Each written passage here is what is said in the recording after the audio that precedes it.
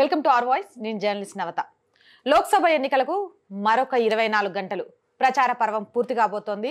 48 గంటల్లో పోలింగ్ బూతుల్లో నమోదైన ఓట్లతోటి జూన్ 4వ తారీఖున ఏ లోక్సభ సిగ్మెంట్లలో ఏ జెండా ఎగరబోతుంది అనేది చాలా క్లియర్ కట్గా మన ముందుకు రాబోతోంది. ఏదేమైనా ఎన్నికలకు పోలింగ్కి ప్రతి ఒక్కరు పోలింగ్ బూత్కి వెళ్ళండి. ఓటును నమ్ముకోండి, ఓటును అమ్ముకోకండి. ఇది పదే పదే నేను చెప్తూనే ఉన్నాను, మళ్ళీ చెప్తున్నాను. ఈ నేపథ్యంలో జహీరాబాద్ సిగ్మెంట్ గురించి కూడా బాగా వినిపిస్తోంది కదా. ఈసారి బీబీ పటేల్ హ్యాట్రిక్ కొడతాను అని చాలా నమ్మకంగా ఉన్నాడు. గ్యారంటీ ఏంటి? అండ్ బీఆర్ఎస్ నుంచి బీజేపీలోకి ఎందుకు మారారు? ఇలా అనేక డౌట్లకు సంబంధించి అనేక ఇంటర్వ్యూలలో చెప్పిన మీ నుంచి వచ్చిన కొన్ని సందేహాలను ఆయన ముందు పెట్టడానికి నేనైతే వచ్చేసాను. అతి తక్కువ సమయం తీసుకొని మన ఇంటర్వ్యూను కూడా పూర్తి చేద్దాం. ఎందుకంటే ఇప్పుడు చాలా టైం అయిపోయింది. మార్నింగ్ 4 గంటలకు ప్రచారానికి వెళ్ళిన ఆయన మనం అడిగామని కొంత సమయాన్ని మనకు కేటాయించడం జరిగింది. కాబట్టి హాట్ క్వశ్చన్స్తో స్వీట్గా ఇంటర్వ్యూని కంప్లీట్ చేసేద్దాం. నమస్తే సార్, ఎలా ఉన్నారు సార్? మొత్తానికి జహీరాబాద్లో బీబీ పటేల్ హ్యాట్రిక్ కొడతారు అని వినిపిస్తోంది.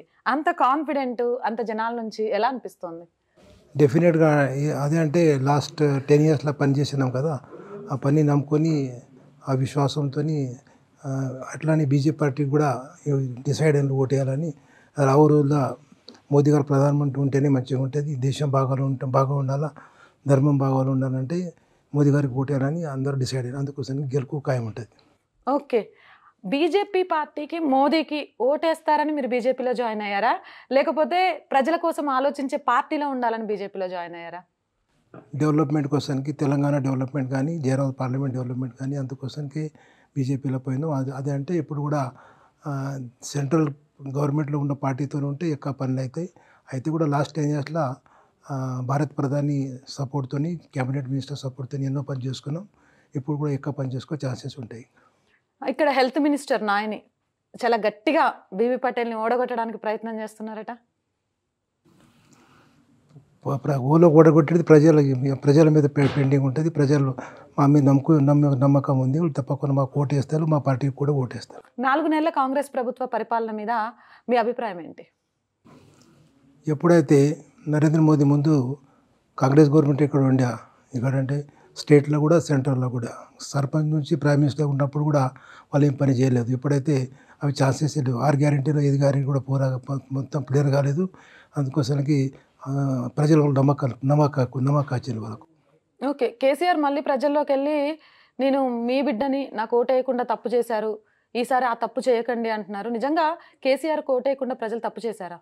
ప్రజలు ఎప్పుడైతే డెవలప్మెంట్కి చూసి ఓటేస్తారు, ఇక మొత్తం చూస్తుంటే సెంట్రల్ గవర్నమెంట్లో అయ్యో పని అయినాయి, ఆ పని చూసుకొని బీజేపీ పార్టీ కానీ బీజేపీ అభ్యర్థి కానీ ఓటేస్తారు. ఓకే, నరేంద్ర మోదీలో మీకు నచ్చిన అంశం ఏంటి?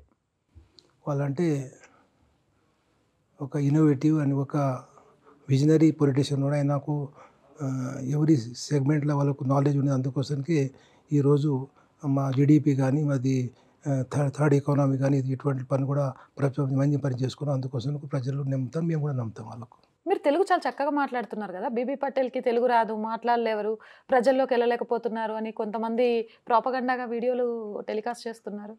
జయరాబాద్ పార్లమెంట్ ఉంటే ఒక పక్కన తెలంగాణ, ఒక పక్కన కర్ణాటక, ఒక మహారాష్ట్ర ఉంటుంది. అందుకోసానికి ఈ పార్లమెంట్ మెంబర్కు మరాఠీ కూడా రావాలి, కన్నడ కూడా రావాలి. నాకు కన్నడ కూడా వస్తుంది, మరాఠీ కూడా వస్తుంది, తెలుగు కూడా మాట్లాడొస్తుంది.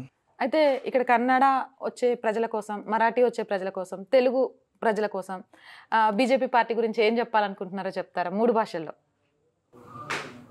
అది అంతే డెవలప్మెంట్ చేసుకున్నారు. అది అంటే మా దగ్గర న్యూస్ ఇండస్ట్రీ ఉంది, నేషనల్ మ్యానుఫ్యాక్చరింగ్ జోన్. అక్కడ ఒక ఇండస్ట్రీస్ వస్తే తప్పకుండా తెలంగాణకు డెవలప్మెంట్ వస్తుంది. మొత్తం అరౌండ్ 2 lakhs ప్లస్ ఎంప్లాయ్మెంట్ అక్కడ జనరేట్ అవుతుంది. డెఫినెట్గా చేసుకుంటామని మాకు విశ్వాసం ఉంది. జనాల్లోకి వెళ్తున్నప్పుడు మీకు బాగా వినిపించిన ప్రశ్నలు ఏంటి సార్? అవి అన్ని ప్రశ్నలు మొన్న ప్రైమ్ మినిస్టర్ వచ్చిన కదా అది క్లియర్ చేసారు. ఇక్కడ ఓబీసీ విషయం ఉంది మాది, అంటే బీసీ నుంచి ఓబీసీ కానీ, లేకుంటే ఎస్సీ వర్గీకరణ విషయం కానీ, లేకుంటే ఎస్టీ విషయాలు కానీ, సేవాలాల్ జయంతి విషయం కానీ, ఈ అన్ని విషయాలు, కాన్స్టిట్యూషన్ విషయం కానీ, ఈ అన్ని విషయాలు సారు మీటింగ్లో చాలా క్లియర్ చేసేసారు. ఇది మా గ్యారంటీ, మోదీ గ్యారంటీ అని చెప్పారు.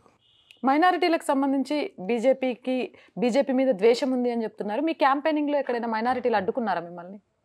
మోదీకి బీజేపీ పార్టీ అట్లా ద్వేషం ఉంటే ఎస్సీ కానీ, ఎస్టీ కానీ, మైనారిటీ కానీ, ఇప్పుడు ఓలోలో ప్రెసిడెంట్ అయిన వద్దు, ఎస్టీ కానీ కోవింద్ గారు కానీ, ద్రౌపది గారి, డాక్టర్ గారు కానీ వాళ్ళందరూ బీజేపీ కార్యకాలంలోనే ప్రెసిడెంట్ అయినారు.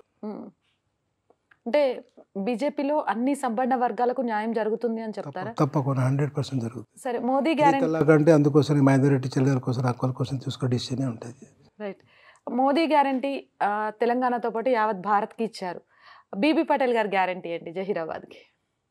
గత 10 ఇయర్స్లో పనిచేసిన గ్యారెంటీ వాళ్ళది ముంగట ఉంది. తప్పకుండా రాబో రోజుల్లో ఇండస్ట్రీస్ కానీ, ఇన్ఫ్రాస్ట్రక్చర్ కానీ, ఇంకా వేరే సెంట్రల్ గవర్నమెంట్ ఫండ్ తీసుకొని వచ్చి పార్లమెంట్ కాన్స్టిట్యున్సీ కానీ తెలంగాణ డెవలప్మెంట్ చేసేది బాధ్యత ఉంది. అందుకోసానికి ప్రజలు నమ్ముతారు నాకు. సార్, ఇంత సైలెంట్గా ఉన్నారు. ఇంత సైలెంట్ మధ్యలో ఈ తెలంగాణ రాజకీయాలను తట్టుకొని 2 సార్లు అసలు ఎలా గెలిచారు? ఇక ఒకటే విజన్ ఉంటుంది, డెవలప్మెంట్ చేయాలా, మా ప్రజల కోసం పని చేయాలి అంతే. మా స్టేట్ కోసం పని చేయాలా, మా పార్లమెంట్ కోసం పని చేయాలి. మాటలతో అవసరం లేదంటారు, చేతలు కావాలంటారు. అంతేనా? అంతే. మోదీ గారిలో మీకు నచ్చింది కూడా అదే అనుకోవచ్చా? ఎస్, అంతే సార్. రైట్. తెలంగాణలో బీజేపీ ఎన్ని సీట్లు సాధిస్తుంది అనుకుంటున్నారు? డెఫినెట్లీ 2 డిజిట్లు వస్తుంది అంటున్నారు. Double digit. ఇక్కడ బీఆర్ఎస్ నుంచి వచ్చిన నాయకులకు బీజేపీ వాళ్ళు కానీ లేదా బీజేపీతో అనుబంధ సంస్థలు కానీ సహకరించట్లేదు అనే ఒక ప్రాపగండాను కూడా తీసుకెళ్తున్నారు. దానికి ఏం సమాధానం చెప్తారు? అట్లా ఏం లేదు. వాళ్ళది ఒక సిస్టమ్ ఉంది. ఆ సిస్టమ్కు మ్యాచ్ అయితే అది కరెక్ట్ సిస్టమ్ ఉంది. ఆ సిస్టమ్తో పోతే ఇంకా మంచి పని చేయవచ్చు. అది ప్రాబ్లం లేదు సార్. 2 పార్టీలు కూడా ఎంత పైసలు వంచడానికైనా సిద్ధమైపోతున్నాయి. దానికి తగ్గ అన్ని ఏర్పాట్లను కూడా చేసుకున్నారు అని సోషల్ మీడియా వేదికగా వార్తలు వస్తున్నాయి. మరి మీరు ఎంత పైసలు సిద్ధం చేసుకున్నారు? మేము ఆ డెవలప్మెంట్ మీద ఓటు అడుగుతాము. భారత్ ప్రధాని చేసిన పని మీద ఓటు అడుగుతాం. భారత్ ప్రధాని చేసిన పని మీద ఓటు ఇస్తారు. మా డెవలప్మెంట్ మంది ఓటు ఇస్తారు. అంతే తప్ప పైసలు పనిచేయంటారు. అవసరం లేదు. బీజేపీకి పైసలే అవసరం లేదు. అవసరం లేదు. ఓకే. ఫైనల్గా ఇంకొక 24 అవర్స్ మాత్రమే, 24 అవర్స్ కూడా లేదు ప్రచారానికి. ప్రజలకు ఏం చెప్పాలనుకుంటున్నారు? ప్రజలు తప్పకుండా ఓటు వేయాలి. ఎక్కడ మీకు డెవలప్మెంట్ వస్తే, ఎక్కడ మంచిగా వస్తే అక్కడ ఓటు వేయాలా. డెఫినెట్ ధర్మం కోసం ఓటు వేయాలని కోరుకుంటున్నాను. Right. Thank you so much sir, సమయాన్ని కేటాయించినందుకు. ఏదేమైనా కానీ ఎక్కడ డెవలప్మెంట్ ఉంటుంది, ఎక్కడ ప్రజల కోసం పనిచేసే నాయకుడు ఉంటాడు, ఎక్కడైతే విజన్ ఉంటుంది, ఎక్కువగా మాట్లాడి తక్కువగా పనిచేయడం కాదు, తక్కువగా మాట్లాడి ప్రజల గురించి ఎక్కువగా మాట్లాడగలిగే నాయకుడినే ఎన్నుకోవాలి. అలా ఎన్నిక జరిగినప్పుడే ఆ సెగ్మెంట్ డెవలప్మెంట్ అనేది జరుగుద్ది. దీనికి నిలువెత్తు నిదర్శనం మోదీని ఆదర్శంగా తీసుకొని మోదీ అనుసరిస్తున్న విధానాల కోసమే బీజేపీలో జాయిన్ అయ్యాను. బీజేపీకి సంబంధించి కొత్తగా వచ్చిన వారిని కలుపుకొని పోవట్లేదు అని వస్తున్నాయని కూడా ఒక అభూత కల్పన మాత్రమే. అటు బీజేపీ కార్యకర్తలు అలాగే నాతో పాటు బీబీ పటేల్ని నమ్మి వచ్చిన నా సైన్యం 2 కలిసి జహీరాబాద్లో హ్యాట్రిక్ కొట్టడానికి సిద్ధమైపోతున్నాం. 400 సీట్లతో లోక్సభలో అడుగుపెట్టబోయే మోదీకి జహీరాబాద్ని కానుకగా ఇవ్వబోతున్నాం అనేది కూడా బీబీ పటేల్ గారు చాలా క్లియర్గా చెప్పారు. చూడాలి మరి జూన్ 4వ తారీఖు దీనికి సంబంధించి రిజల్ట్ అయితే రాబోతుంది. ఏదేమైనా ఒకటి మాత్రం నిజం, ఓటును నమ్ముకోండి, ఓటును అమ్ముకోకండి. ఓటును అమ్ముకొని 5 ఏళ్ల మీ భవిష్యత్తును అంధకారంగా మార్చుకోకండి.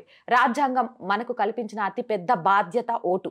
ఆ ఓటు అనే బాధ్యతను హక్కుగా భావించి సెలవు దినంగా కాకుండా పోలింగ్ బూత్లకు వెళ్ళి ఓటు వేయండి. మీ చుట్టుపక్కల ఉన్న వాళ్ళను అవేర్నెస్ కలిగించి ఓట్లు వేయించండి. అత్యధిక శాతం పోలింగ్ అవుతేనే సరైన నాయకుడు పార్లమెంట్లో అడుగు పెట్టగలుగుతాడు.